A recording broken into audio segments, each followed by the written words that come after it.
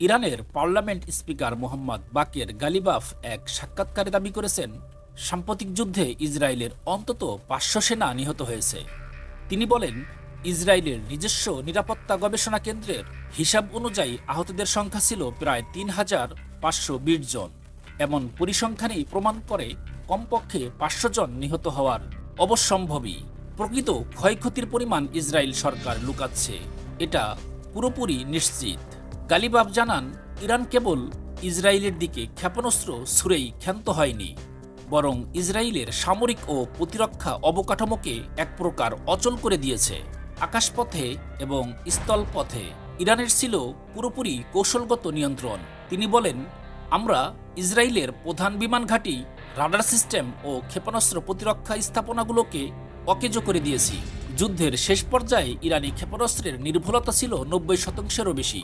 এটাই ছিল যুদ্ধের মোড় ঘোরানোর আসল কারণ। এই নির্ভুলতা এতটাই ভয়ানক ছিল যে ইসরায়েল তাদের প্রতিরক্ষা ছিন্ন ভিন্ন দেখে বাধ্য হয় যুদ্ধবিরতির পথ নিতে। এটা ছিল ইরানের কোনো নমনীয় নয়, বরং ইসরায়েলের কৌশলগত ব্যর্থতা।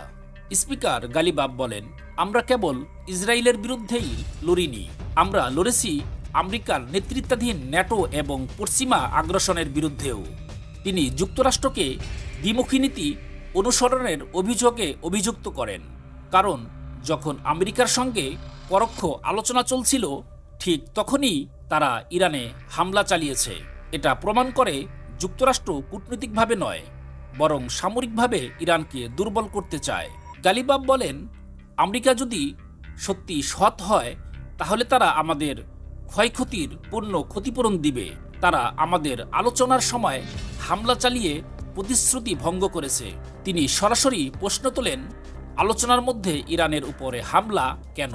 এই প্রশ্নের উত্তর আমেরিকাকেই দিতে হবে। এ দাবি ইঙ্গিত দেয়, ইরান ভবিষ্যতেও কূটনীতির পাশাপাশি শক্ত প্রতিরোধ গড়ে তুলবে। এবার দর্শকদের কাছে প্রশ্ন, ইসরায়েলের প্রকৃত ক্ষয়ক্ষতির চিহ্ন লুকানো হচ্ছে? ইরানের দাবি কি সত্যি বাস্তবসম্মত? আপনার মতামত আমাদের সঙ্গে কমেন্টে শেয়ার করুন। নিউজ 24 অন, থাকুন সত্যের সঙ্গে।